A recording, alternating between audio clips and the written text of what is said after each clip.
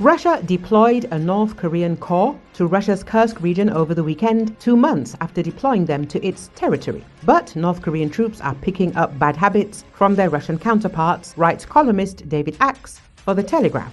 From North Korea, it was a learning opportunity. The Democratic People's Republic of Korea's army has not fought a major land war in 7 decades.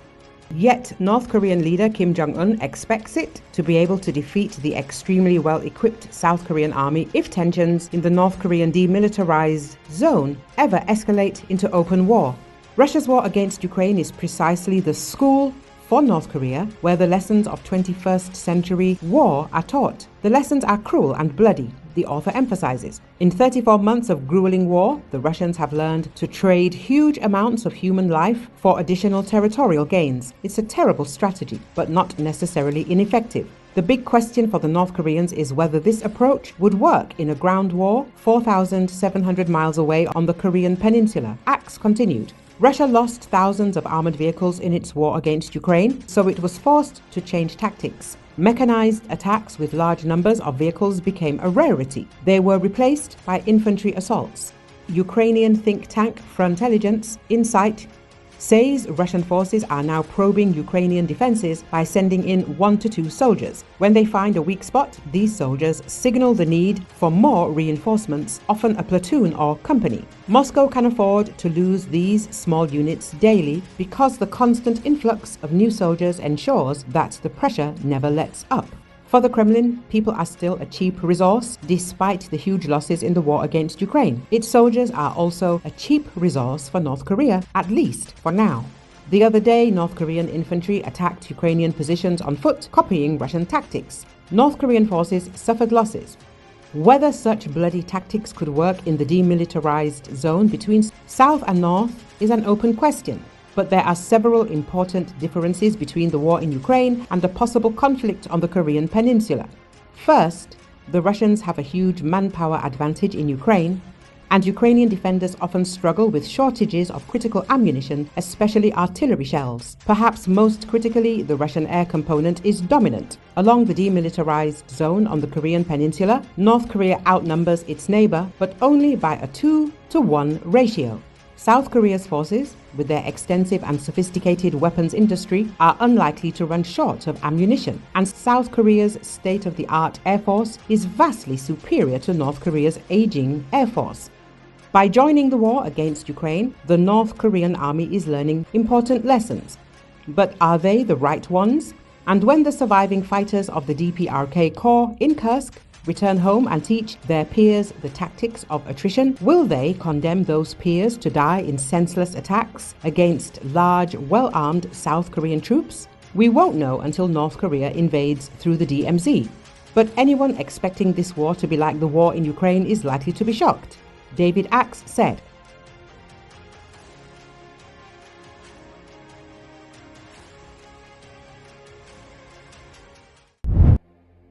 Ukrainian President Volodymyr Zelensky arrived at the EU Leaders' Summit in Brussels on Thursday, where he was greeted by the European Council's new president Antonio Costa.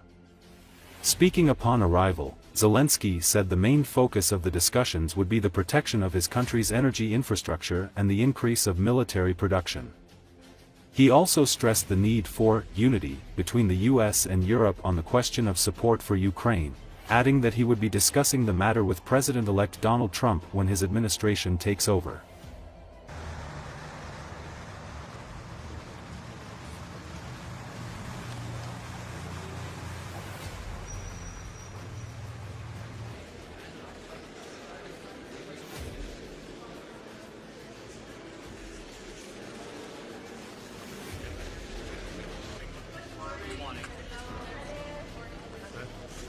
About Ukraine, we must be very clear.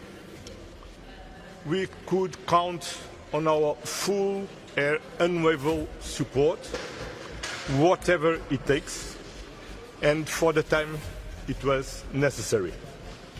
Now in war, in future in peace. And we want to welcome you someday here as member of the European Union. Top priority for us, and we will discuss today, this is the protection of our energy sector. I'm speaking about, of course, safety in nuclear station, yes, which is very dangerous not only for Ukraine and for all the Europe if something goes not well. So, and also gas storages, how to save them. It's also important for Ukraine and other Europeans.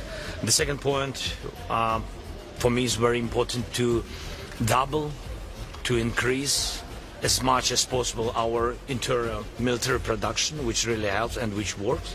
We see the results on the battlefield.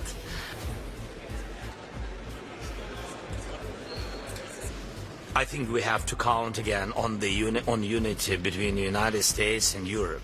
It's very difficult to support Ukraine without American help. And that's what we will discuss with President Trump when he will be in the White House. Thank you. And we stay with Georgia. What you can tell us?